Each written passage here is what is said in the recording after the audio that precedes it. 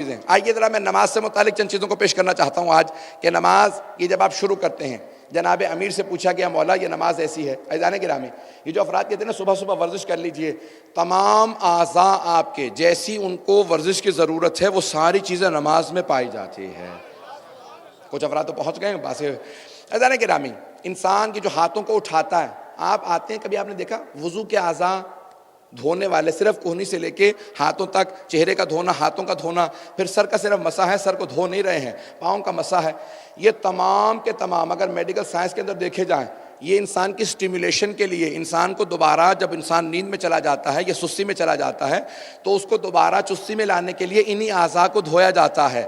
ان اعضاء کو شریعت نے کہا جب دھو لو گے تو اللہ کی بارگاہ میں آنے کے لیے آمادہ ہو جاؤ گے، کیونکہ سستی اللہ کو پسند نہیں ہے. سستی کی حالت میں اللہ کے سامنے نہ آنا کہ نماز شروع ہو پتہ ہی نہ ہو کہ میں نماز پڑھ رہا ہوں یا کیا پڑھ رہا ہوں. عزیزان گرامی، اللہ کہتا ہے مجھے وہ آدمی پسند نہیں ہے جو میرے سامنے آئے اباسیاں لیتا ہوا نماز پڑھے.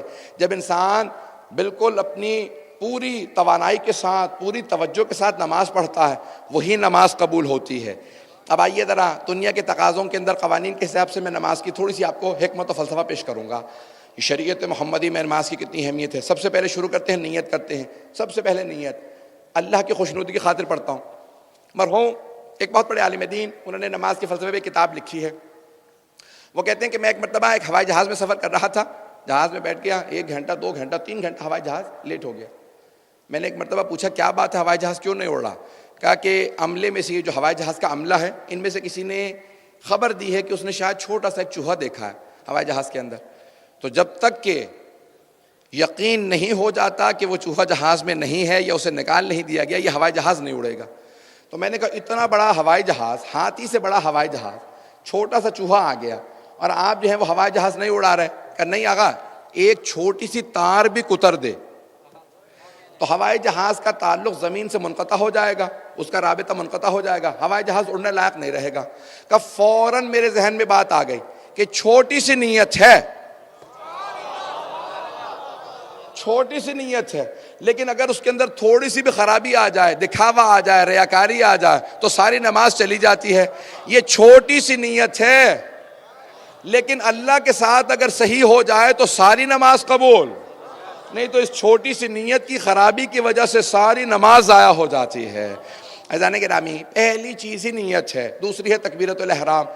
مولا امیر المومنین فرماتے ہیں جب دنیا کے سامنے جب جاتے ہو عدالت کے اندر تو ہاتھ اٹھا کے کہتے ہو جو کچھ کہوں گا سچ کہوں گا، سچ کے سوا کچھ نہیں کہوں گا. ہاتھ اٹھا کے انسان قسم کھاتا ہے. عزیزان گرامی، سچ بولنے کے لیے ہاتھ اٹھایا جاتا ہے. مولا فرماتے ہیں اللہ نے کہا دونوں ہاتھ اٹھا لو. نماز شروع کرتے ہی دونوں ہاتھ اٹھاؤ، اللہ اکبر. پروردگارہ جو کچھ کہوں گا سچ کہوں گا، سچ کے سوا کچھ نہیں کہوں گا، تو سب سے بڑا ہے. اب جب نماز شروع کرو اور کہہ دو کہ اللہ سب سے بڑا ہے تو اب اور کسی چیز کو نہ سوچئے گا نماز کے دوران. کوئی شے اتنی بڑی نہیں جتنا اللہ بڑا ہے. اب یہ نہ ہو کہ نوکری ذہن میں چل رہی ہو، پیسہ ذہن میں چل رہا ہو، نماز شروع ہو، وہ کام جو کہیں یاد نہ آتا ہو نماز میں یاد آنے لگے. عزیزان گرامی، اس لیے ضروری ہے کہ انسان تکبیرۃ الاحرام کہے تو انسان سب سے پہلے اپنے تمام افعال کو، مجھے آج نماز کے فلسفے کو پیش کرنا ہے تاکہ جو ہماری بنیادی عبادت ہے وہ مکمل ہوتی چلی جائے. صلوات پڑھیں گے محمد و آل محمد پہ.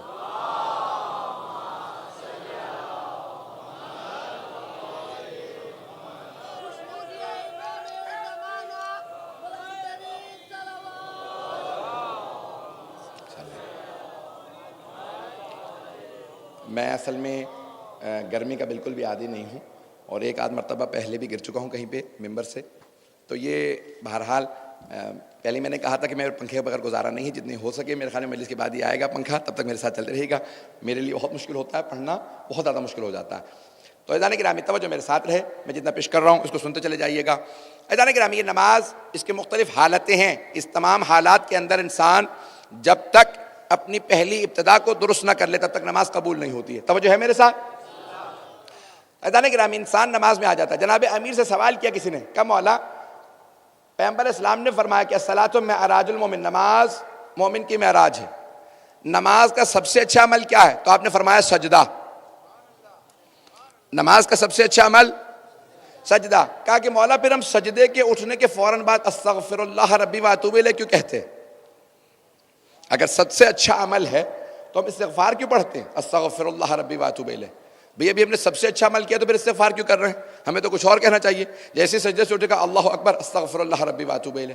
تو مولا نے فرمایا یہ سب سے سچا عمل، سب سے اچھا عمل کرنے کے بعد نہیں، نماز میں سب سے اچھا عمل سجدہ، سب سے اچھا عمل کرنے کے بعد استغفار نہیں پڑھ رہے، بلکہ اس لیے کہہ رہے ہیں استغفر اللہ ربی واتوب الیہ. میں سجدے سے اٹھا کیوں؟ استغفر اللہ ربی واتوب الیہ. دوبارہ اللہ اکبر کہہ کے پھر سجدے میں چلے جائیے. یہ استغفار کے بعد دوبارہ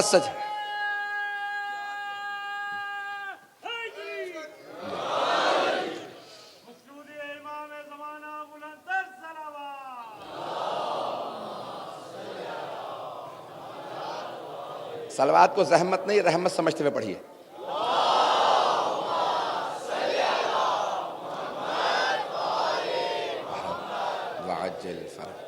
عزیزان گرامی، یہ تمام کے تمام عبادات ان کے تقاضے ہیں. آئیے ذرا جناب امیر علیہ السلام کی نماز کو دیکھا جائے. میں مثال ایک صرف پیش کرنا چاہتا ہوں، بہت تفصیل نہیں دوں گا اور کچھ اور احکام بیان کروں گا. حضرت ابو درداء، روایت بڑی مشہور و معروف ہے، شاید آپ نے کسی اور خطیب سے بھی سنی ہو کبھی، کہ حضرت ابو درداء رضی اللہ عنہ صحابی رسول ہیں، جناب سیدہ کے در پہ آتے ہیں، آ کے دستک دیتے ہیں. کہا کہ بی بی میں ابھی امیر المؤمنین کو ایسی حالت میں چھوڑ کے آیا ہوں کہ ان کی روح پرواز کرنے والی تھی. جناب سیدہ نے مسکراتے ہوئے در کے پیچھے سے کہا ابو درداء کس حالت میں دیکھا تھا کہ کہہ رہے ہو کہ روح پرواز کرنے والی تھی؟ ہم ایسے اہل بیت کے ماننے والے ہیں جو دروازے سے باہر دیکھے بغیر بتا دیں دروازے پہ کون ہے. بی بی نے باہر آ کے نہیں دیکھا کون ہے، نام لے کے پکارا. کہا ابو درداء کیا دیکھا تم نے کہ تم کہہ رہے ہو کہ جناب امیر کی روح پرواز کرنے والی ہے؟ کہا بی بی مولا کے لب کانپ رہے تھے، پسینے آ رہے تھے، رنگ سرخ ہو چکا تھا، آنکھوں میں آنسو بہ رہے تھے، اور علی بس گرنے ہی والے تھے کہ میں نے سوچا کہ میں آپ کو آ کے اطلاع دے دوں کہ مولا کی روح پرواز کرنے والی. تو بی بی جانتی تھی کہ مولا کی شہادت کوفے میں ہے. فوراً کہا ابو درداء بس مجھے اتنا بتاؤ علی کہیں نماز تو شروع کرنے والے نہیں تھے؟ کہاں بی بی نماز کی تکبیرات کہہ رہے تھے، آنکھوں سے آنسو بہ رہے تھے اور مولا کانپ رہے تھے. کہا ابو درداء میں ہر روز 1000 مرتبہ علی کی یہی حالت دیکھتی ہوں. کہا جب بھی علی نماز میں آتے ہیں تو اسی کیفیت میں آ جاتے ہیں، علی نماز اسی کیفیت میں پڑھتے ہیں. علی بن ابی طالب علیہ السلام. عزیزان گرامی یہ خشیت امیر المومنین ہے، یہ معرفت کی وجہ سے ہے. میں پہنچا نہیں پایا ہوں، یہ معرفت کی وجہ سے ہے. ایک ہوتا ہے خوف کی مختلف اقسام ہیں. ایک آدمی کسی کی دہشت کی وجہ سے اس سے ڈرتا ہے. ایک مرتبہ کسی کے شکل کی وجہ سے ڈر رہا ہے. بچے کو ڈرا دیا جاتا ہے کہ بھئی وہاں پہ جن ہے، بھوت ہے. کسی کو کہتے ہیں کہ وہ آدمی معاذ اللہ خدا نہ خاصہ اچھا آدمی نہیں ہے، دہشت گرد ہے، انسان اس سے ڈرتا ہے. لیکن ایک مرتبہ کہتے ہیں یہ جوان اپنے والد سے بہت ڈرتا ہے. یہ نوجوان کا اپنے والد سے ڈرنا معرفت کی علامت ہے کہ بوڑھا باپ ہے، چل بھی نہیں سکتا، اس کا ڈرنا بتا رہا ہے یہ باپ کو پہچانتا ہے، اس کی معرفت رکھتا ہے. عزیزان گرامی یہ جوان بیٹے کا باپ سے ڈرنا معرفت کی وجہ سے ہے، اس کے ادب و احترام کی وجہ سے ہے، تعظیم کی وجہ سے ہے. آل محمد سے زیادہ اللہ کی کوئی تعظیم نہیں کرتا تھا، اس لیے آل محمد سے زیادہ نماز میں کوئی خشیت نہیں کرتا تھا. وہ تعظیم کی وجہ سے خوف و خشیت ان پہ تھی، جس کی وجہ سے وہ نماز ایسی پڑھتے تھے.